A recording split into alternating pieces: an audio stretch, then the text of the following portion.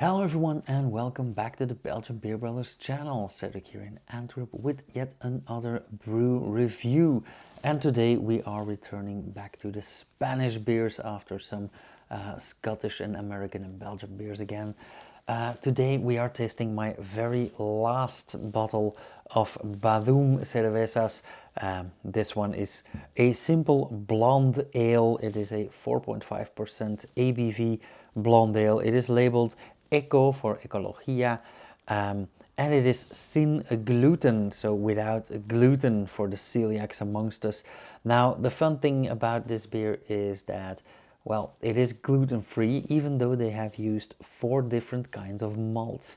I don't know much about the recipe apart from that. They are quite secretive when it comes to their ingredients, but I think the proof of the pudding is in the eating, as always. So let's just dive right in. Now, honestly, I can't wait to visit this brewery when I get the chance to visit Peñíscola again.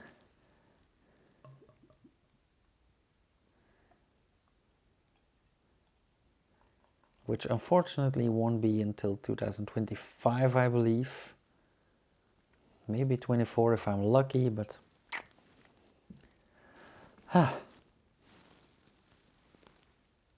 first off, a very nice color, very clear beer, very active, a lot of bubbling going on, a lot of carbon dioxide, a nice thick head of foam, beautiful 2 fingers of foam, as that's a Belgian rule, you have to have 2 fingers of foam. Medium density, some rather large bubbles, but nonetheless, a lot of renewal in there. Very, very clear, very beautiful golden yellow beer.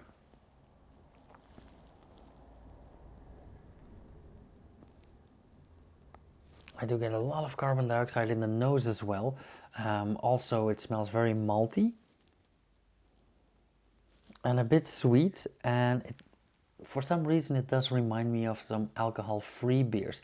Now, we often see that there are some side taste, some extra taste released while distilling the alcohol out of the beer, although in modern techniques that's not the case anymore. But this is not a low alcohol or an alcohol-free beer. And I do get a bit of butter in the nose as well. Now, butter in the taste and in the nose oftentimes is an indicator of excess diacetyl, and diacetyl is a chemical that is released by the yeast during fermentation, but normally it is torn down by the same yeast during lagering, during aging. So maybe this has aged a bit too short, I don't know. Maybe this is intentional, like with the Ritka Pater Stimulo. Nonetheless, let's have a taste.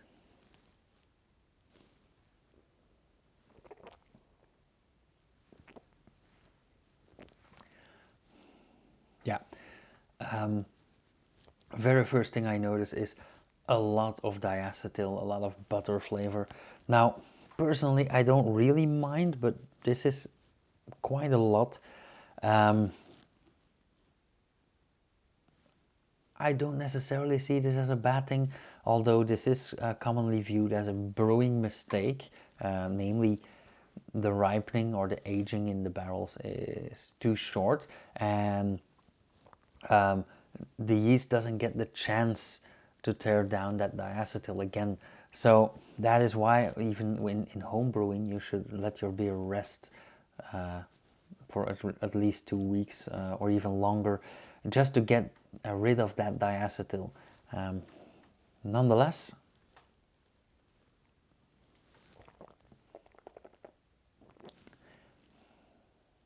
a bit malty.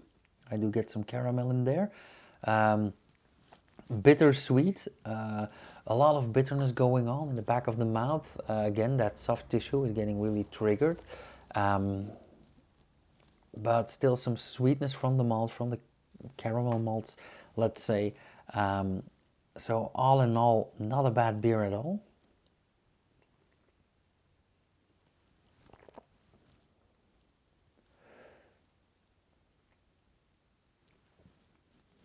nice and hoppy.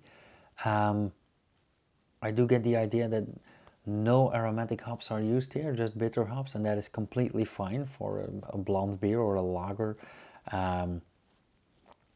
So yeah.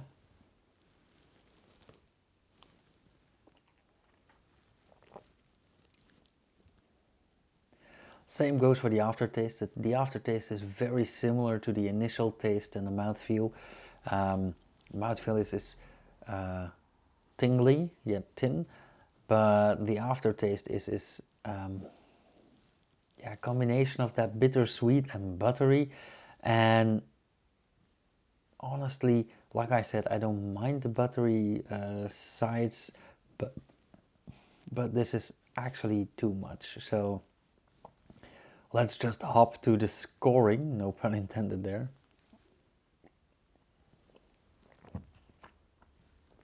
Yeah, I would score this like a 275, which is not a fail,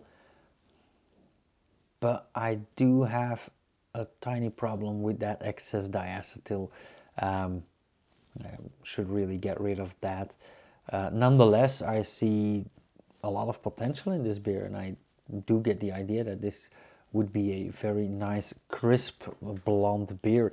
And at 4.5% ABV and gluten-free, this is ideal for any celiacs or anyone that believes that living gluten-free is by definition healthier, and people that have to drive or want to enjoy a beer more. So that 4.5% is great. Let's leave it at that. I do hope to visit this brewery in the future.